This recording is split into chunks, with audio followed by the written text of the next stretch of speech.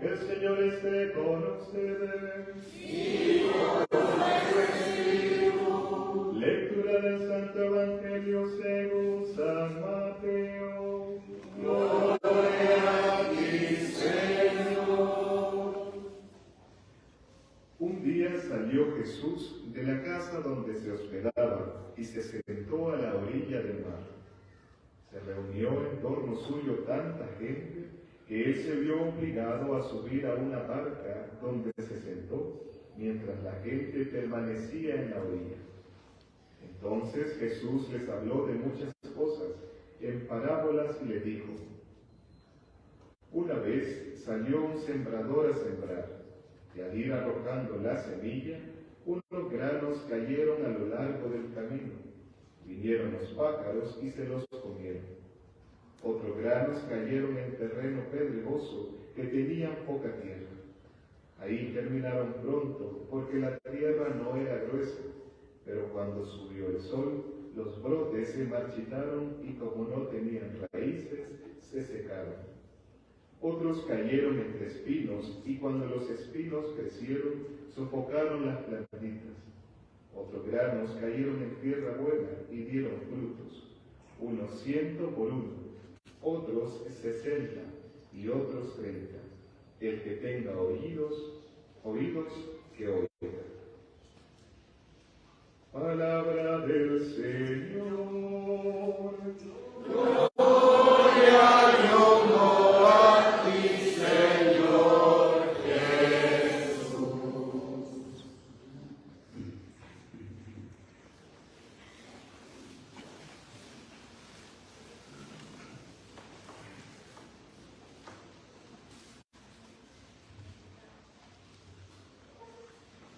El tercer domingo del tiempo ordinario es el domingo de la palabra de Dios, ¿se acuerdan? Eso fue en enero que lo celebramos. Y qué bonito que a mitad de este año volvemos a tener un énfasis en la santa palabra de Dios. Qué bello comprender que la palabra de Dios, primero que fue carne. La palabra de Dios fue carne primero, porque el Verbo que estaba con Dios se encarnó de María Virgen, como dice el credo, y se hizo hombre. Él es la palabra de Dios. Por eso la Biblia es necesaria. Pero nuestra fe está en la persona contenida en el libro. Antes que los evangelios se escribieran, estaba Él, la palabra hecha carne. Y qué bello que después que Él se fue al cielo, las comunidades cristianas, sabiendo que los testigos, los 12 apóstoles, iban también envejeciendo y muriendo, deciden escribir. Y así comienza Lucas, ¿verdad? En el capítulo 1, versículo 1. Quiero transmitirte, querido Teófilo, todo lo que se relaciona con Él, con Jesús. O el prólogo de San Juan en el capítulo 1 de su Evangelio. En el principio existía la palabra.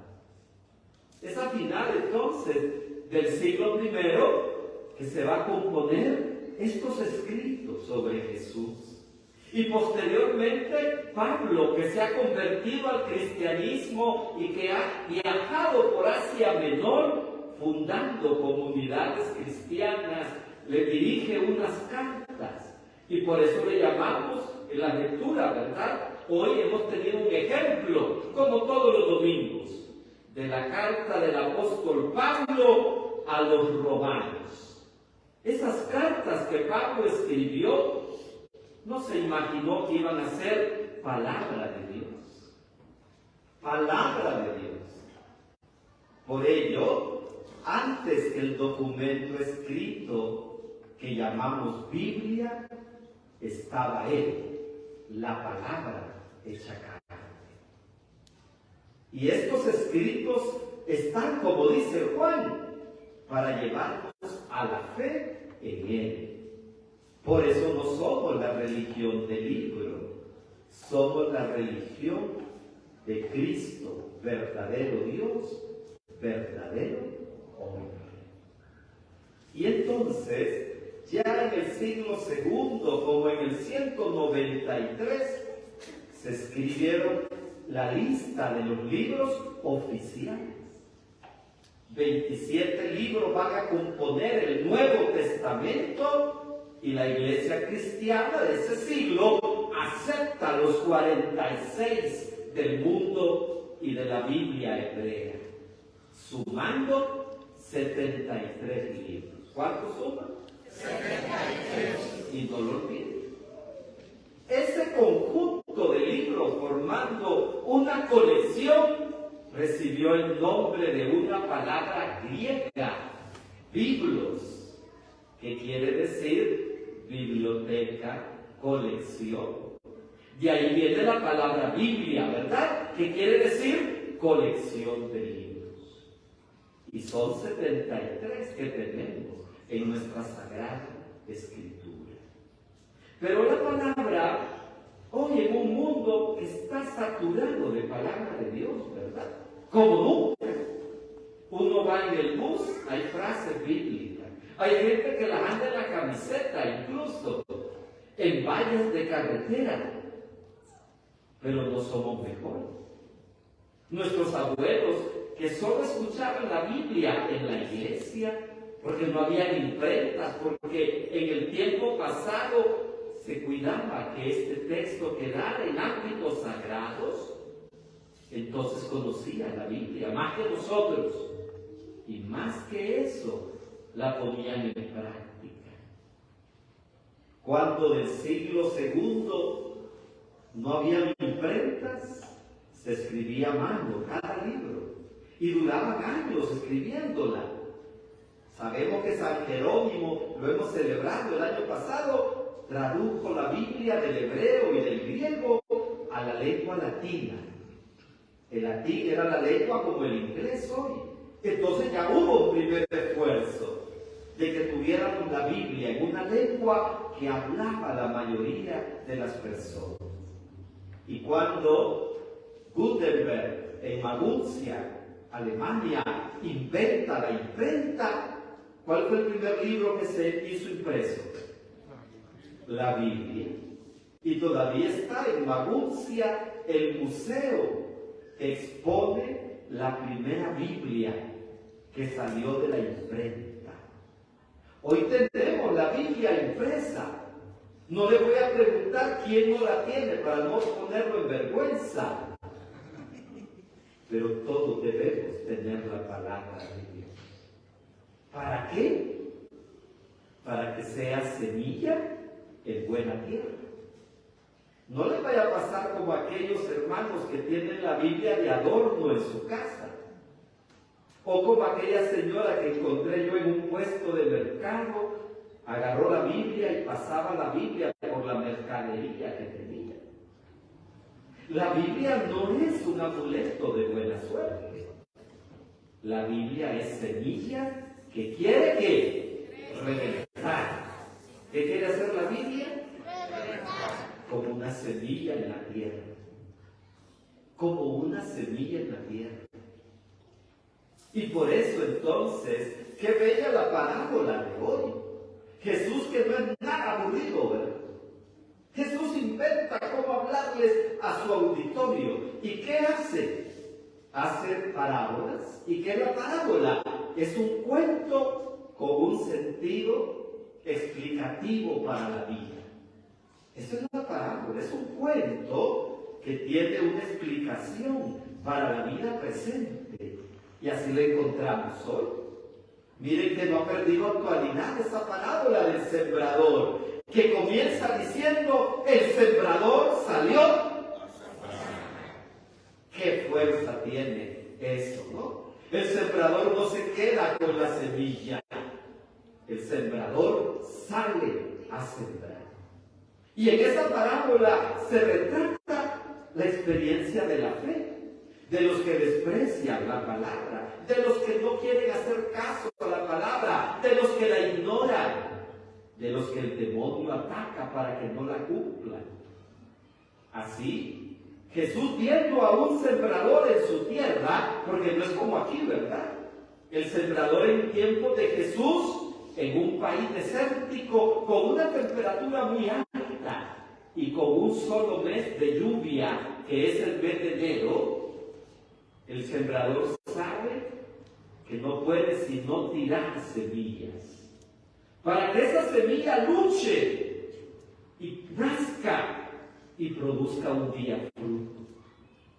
Es un camino de suerte, porque hay semilla que va a caer a la orilla del camino y van a venir ¿quiénes? Los pájaros.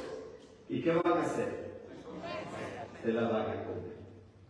Aquí en el círculo me cuentan que hay un día que le llaman Pentecostés, que llega un montón de pericos a comerse todo el maíz que encuentran. El campesino tiene que velar porque la semilla no sea el banquete de los periquitos que vienen. El sembrador sabe que van a venir los pájaros, pero tira semilla. Pero después, otra a la orilla del camino agarró un poquito de fuerza, pero como no tiene profundidad, vino el sol y cuando ya estaba creciendo se secó. Pero otra semilla cae entre zarzas, está compitiendo. Miren, la semilla con la zarza. Y la zarza se hace más fuerte, le da sombra y marchita los sembrados. Y un poquito de semilla cayó en buena tierra. ¿Y qué pasó con la semilla? Creció y dio fruto. Queridos hermanos, el problema no es la semilla. El problema no es el sembrador. El problema son los suelos. ¿Y quiénes son los suelos? A ver, ¿quiénes son los suelos? No quieren relatarse, ¿verdad? El problema no es la semilla. El problema no es el sembrador. El problema es el suelo. Y ahí la parábola entonces nos mete en jaque mate. Es tu culpa, es mi culpa, que la divina semilla no produzca. Ahí la parábola choca con la realidad y nos interpela y nos cuestiona. ¿Por qué no soy tierra fértil? ¿Por qué la palabra en mi vida no ha germinado? ¿Por qué la palabra no me ha hecho producir fruto? Y entonces la parábola se hace didáctica. ¿Y qué quiere decir la palabra didáctica? Me enseña a caminar. La parábola no solo me pide, no me descubre mi realidad, sino que me dice, aprende a caminar ante la palabra. ¿Y qué debo de hacer ante la palabra? Que muchos solo la escuchamos el domingo. Primero, entrar a tiempo a la iglesia. Segundo, ponerse en la presencia de Dios. Tercero, pedir el Espíritu Santo. Señor, he venido a tu casa. Va a caer la lluvia, que así lo proclama Isaías. Dice que la palabra en esta lectura tan bonita, como baja del cielo la lluvia y la nieve, y no vuelven allá, sino después de empapar la tierra, de fecundarla y hacerla germinar, a fin de que de semilla para sembrar y de pan para comer. Así será la palabra que sale de mi boca. La palabra es como agua que nos empapa, como lluvia. Y por eso el Salmo ha dicho, Señor, danos siempre la lluvia. La lluvia de tu palabra. ¿Qué le hemos pedido al Señor? Danos siempre la lluvia de tu palabra. Pero el demonio no descansa.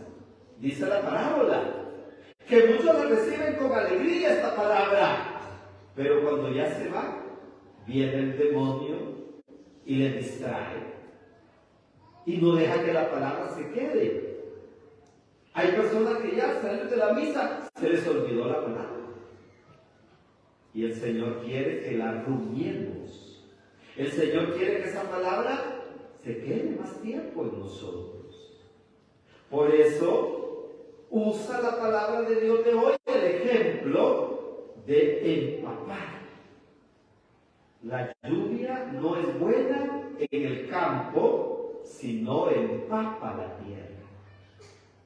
¿Qué tal que nosotros en misa usemos un capote o una sombrilla? A mí que la palabra no me vaya a chirpear. Y así es, muchos venimos blindados a la palabra. Usamos un plástico de protección para que la palabra ni siquiera nos pueda mojar, como lluvia que empape la tierra. Entonces no solo debo de venir a la iglesia, debo de disponerme a recibir la lluvia de la palabra de Dios. Debo de disponerme a eso. Qué bueno, hermanos, que a lo largo del tiempo vamos comprendiendo que a la palabra de Dios hay que escucharla con amor y devoción. El aleluya no solamente es un canto antes del Evangelio. ¿Qué sigue ahora? Que van a cantar el aleluya. No, es la aclamación de un pueblo en fiesta, que invita a que ese pueblo se ponga de pie porque va a escuchar a su Señor, a su Dios, la palabra encarnada que ahora se hace palabra que se dirige a nosotros. Por eso el aleluya no puede ser sino la aclamación de un pueblo en fiesta, que en pie espera la lluvia de la palabra del que se hizo carne y que ahora se hace palabra que llega a nuestros corazones. Cuidado entonces con cantar cualquier aleluya o cantar un aleluya como cualquier forma. Es la actitud del ejército que ha escuchado la sirena que le invita a ponerle atención, porque hay una palabra de orden que se va a decir en ese momento. Eso debe ser el aleluya. La palabra de orden y de fiesta de un pueblo que se prepara a recibir la palabra de su Señor. Feliz domingo, porque también hoy el Señor, como ayer, nos cuenta una parábola para que entendamos su mensaje y para que didácticamente lo pongamos en práctica. Llegaré atento a la Eucaristía, pediré antes de la Eucaristía el Espíritu Santo. Voy a callar la radio que traigo adentro, ¿verdad? Porque venimos con preocupaciones, con pensamientos, con un montón de cosas. Pero voy a hacer silencio interior, porque el Señor me va a hablar. Y tercero, hacemos siempre después de la reflexión un silencio, que es para dejarnos algo en el corazón. ¿Qué me llevo de esta palabra? Tal vez la del Salmo. Danos, Señor, la lluvia de tu palabra. Quedémonos con esa frase y cada domingo sintamos una palabra de Dios, una frase de ella que nos sirva para la oración de toda la semana. Ojalá que en esta semana, cuando miremos que brisa, que llueve, que nos alegra ver la bondad de Dios que manda la lluvia sobre buenos y malos, podamos decirle en oración, donde estemos, mándame siempre la lluvia de tu palabra.